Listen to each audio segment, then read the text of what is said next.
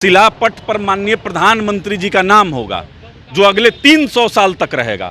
तो इनके पेट में दर्द होने लगा कि अरे आप राष्ट्रपति महोदय से नहीं करवाए। और अभी नीतीश कुमार जी कि किसी भी तरीके से हम प्रधानमंत्री का चेहरा बन जाएं, विपक्षी एकता कर लें, इसीलिए नीति आयोग की भी बैठक का ये लोग बहिष्कार किया। तो क्या लग रहा है नीति आयोग में आखिर क्यों नहीं वहाँ पर शामिल हुए? अरे बिहार कर्ज में डूबा हुआ है, अभी किस मुंह से जाएंगे?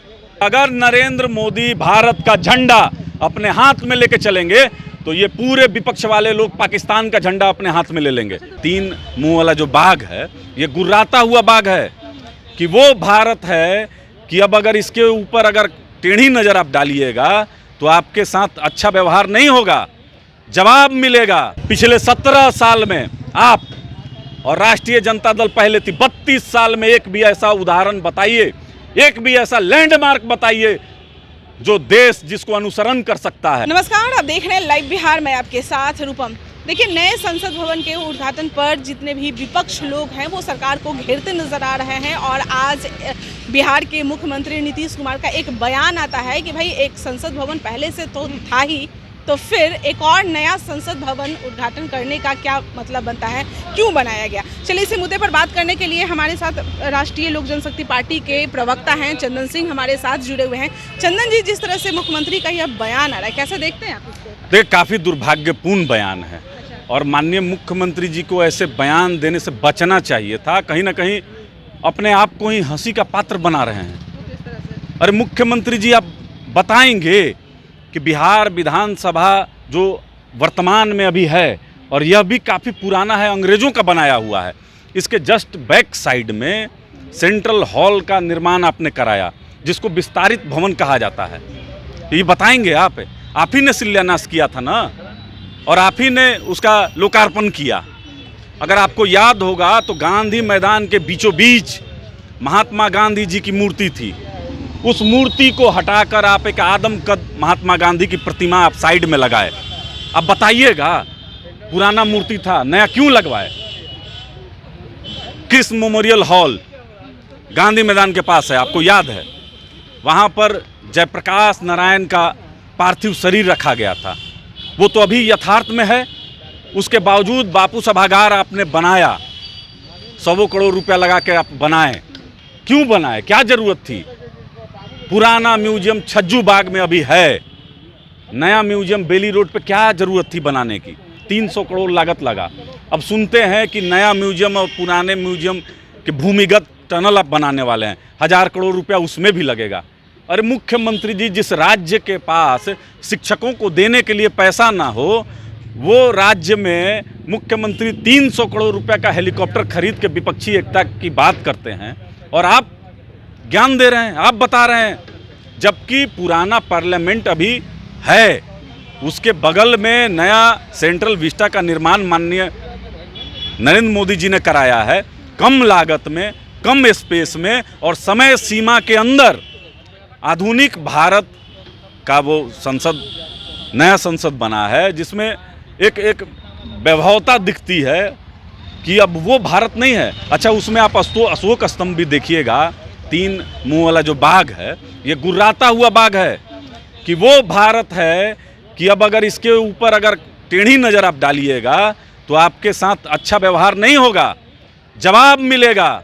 और जवाब माननीय प्रधानमंत्री जी ने दिया। उरी हमला आपको याद होगा। अच्छा, कुछ लोग तो ये भी कह रहे हैं कि अशोक स्तंभ जो हमारा चिन्ह है उसे भी बीजेपी हो सके हटाने वाली है।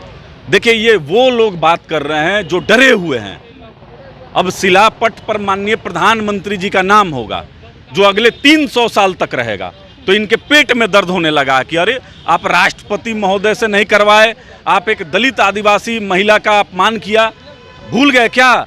यही विपक्ष के लोग थे, यशवंत सिन्हा जी को इनके खिलाफ में खड़ा किया गया था, सुन लीजिए, और गाली दिया गया। कांग्रेस के जो नेता थे अधीर रंजन चौधरी क्या क्या बोले, और यही तेजस्वी प्रसाद यादव ने क्या बोला? बहुत गलत बयान राष्ट्रीय जनता दल ने उस समय दिया था।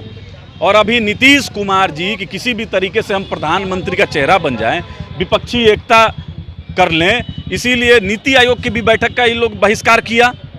ये बिहार के 13 करोड़ आवाम के साथ कहीं ना कहीं धोखाधड़ी है। मैं इसको स्कैम मानता हूँ कि जो राज्य गरीब है, जो पिछड़ा है, जिसको ज़रूरत है कि केंद्र सरकार सहायता करे। हमारे कई ऐसे योजनाएं हैं जो केंद्र की मदद से हो सकते हैं। बिहार में बेरोजगारी काफ़ी ज़्यादा है। एक सुई तक का कारखाना पिछले 17 साल में मुख्यमंत्री नहीं लगवाए। क्या लग रहा है नीति आयोग में आखिर क्यों नहीं वहाँ पर शामिल हुए? अरे बिहार कर्ज में डूबा हुआ है, अभी किस मुंह से जाएंगे, किस मुंह से जाएंगे?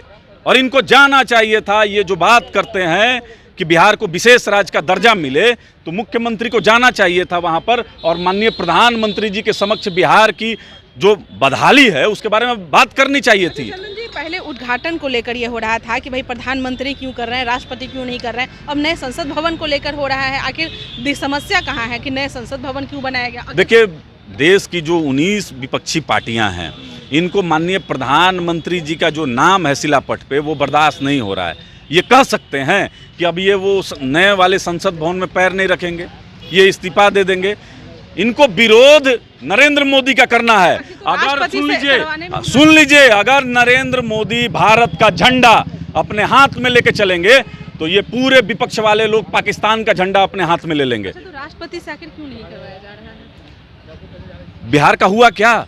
सेंट्रल हॉल का शिलान्यास और उद्घाटन आपने किया, उस समय बिहार के जो महामहिम राज्यपाल थे वह एक दलित थे, क्यों नहीं कराया आपने? और आप हमको बताइए, नहीं आप हमको बताइए कि किस नाते से आदरणीय सोनिया गांधी जी छत्तीसगढ़ में जाके बिहार वहाँ के विधानसभा का उद्घाटन करते हैं, मणिपुर में किस नाते कर लेती हैं, यहाँ पर नीतीश कुमार जी क्यों राज्यपाल से नहीं कराते हैं?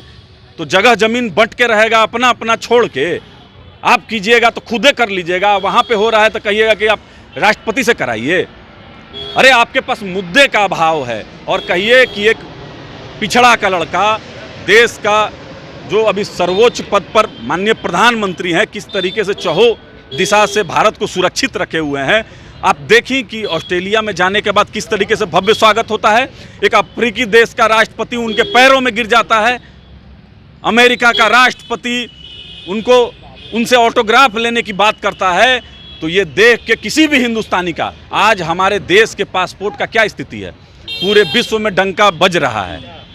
तो इन लोगों के पेट में दर्द हो रहा है। 24 में धराशाही हो जाएंगे ये लोग, धराशाही हो जाएंगे। और मैं एक चीज़ आपके माध्यम से कहना चाहता हूं जनता दल यूनाइटेड के साथियों से कि पिछले 17 साल में आप और राष्ट्रीय जनता दल पहले थी, 32 साल में एक भी ऐसा उदाहरण बताइए, एक भी ऐसा लैंडमार्क बताइए जो देश जिसको अनुसरण कर सकता है। अगर आपके पास है तो देश की जनता के पास रखिए, क्योंकि आपके पास कोई मुद्दा नहीं है और चेहरा नहीं है। आप लोग भ्रष्टाचार में लिप्त हैं और डूबे हुए हैं।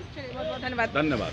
तो चंदन सिंह हमारे साथ जुड़े हुए थे और जैसा कि इनका कहना है कि भाई शिलापट पे प्रधानमंत्री का नाम होगा और 300 सालों तक यह नाम बना रहेगा और इसी के कारण से मुख्यमंत्री के पेट में दर्द हो रहा है और वह इस तरह का नहीं चाहते हैं। और अलग अलग जितनी भी पार्टियां हैं सब अपनी अपनी बयान दे रहे हैं। चलिए 28 तारीख का इंतजार हम लोग भी कर रहे हैं कि आखिर उस दिन क्या होगा, किनके हाथों से वो उद्घाटन होगा नए संसद भवन का। तब तक के लिए इंतजार कीजिए और बने रहें लाइव बिहार के साथ। धन्यवाद। लाइव बिहार YouTube पर सब्सक्राइब और Facebook पर लाइक जरूर करें।